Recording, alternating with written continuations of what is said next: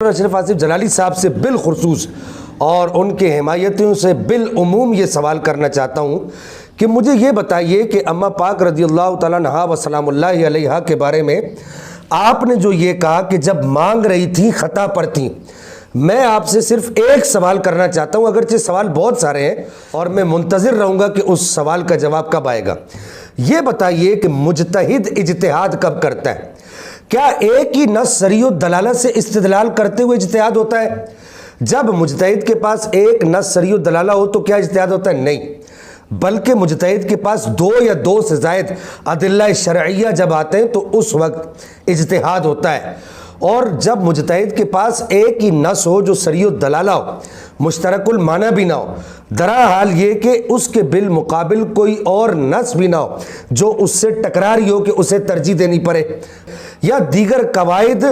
اس وقت تک جاری نہیں ہوتے اجتہاد کے جب تک دو نصوص نہ آ جائیں۔ ایک نص سے استدلال کرتے ہوئے اجتہاد نہیں ہوتا۔ تو جب اماں پاک رضی اللہ تعالیٰ عنہا و سلام اللہ علیہا نے جب مطالبہ فرمایا تو میرا سوال یہ کہ اس وقت اماں پاک کے پاس کون سی دو نصوص تھیں؟ آپ کے پاس صرف ایک نص تھی، وہ جو سورہ نساء کے اندر اللہ جل مجد الکریم نے ارشاد فرمایا یوصیکم اللہ فی اولادکم للذکر مثل حظ الانثیین۔ سورہ نساء کے اندر یہ جو پوری آیات ہیں، ان پوری آیات کے اندر جو اللہ جل مجد الکریم نے ارشاد فرمایا وراثت کی آیات کے اندر، ایک ہی نص اماں پاک کے پاس تھی، اس ایک نص سے آپ نے استدلال فرما کر اس کو مد نظر رکھ کر آپ نے مطالبہ فرمایا۔ اور معذرت کے ساتھ میں یہ الفاظ نہیں کہہ سکتا کہ آپ نے مانگا، اماں پاک کے لیے میری زبان یہ کم از کم یہ اجازت نہیں دیتی کہ میں اماں پاک کے لیے یہ الفاظ استعمال کروں، اور اگر کبھی مجھ سے اگر اس طرح کے آپ کی شان کے خلاف الفاظ استعمال ہو بھی گئے تو الحمدللہ میں رجوع کرنے میں کوئی پس و پیش نہیں کروں گا۔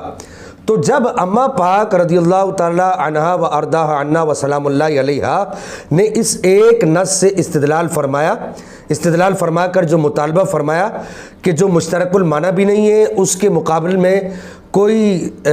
اور نص بھی نہیں ہے، تو پھر محل اجتہاد کہاں سے ہو گیا؟ محل اجتہاد تو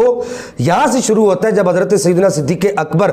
رضی اللہ تعالیٰ عنہ وارضہ عنہ نے وہ حدیث مبارکہ پڑھی، نحن معاشر الانبیاء لا نورث ما ترکناہ۔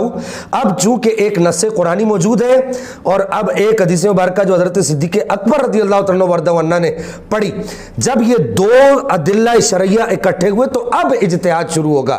اس سے پہلے اجتہاد نہیں تھا، چہ جائے کہ اماں پاک کی طرف خطا کی نسبت تو دور، خطا کے وقوع کی نسبت آپ نے کی کہ آپ سے خطا واقع ہو گئی۔ تو میرا یہ سوال تمام ان لوگوں سے ہے اور بالخصوص ڈاکٹر صاحب سے ہے کہ آپ نے ضرور بالضرور اس کا جواب دینا ہے۔ اللہ تعالیٰ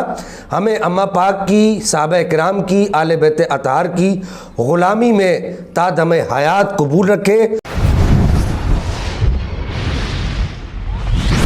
Truth TV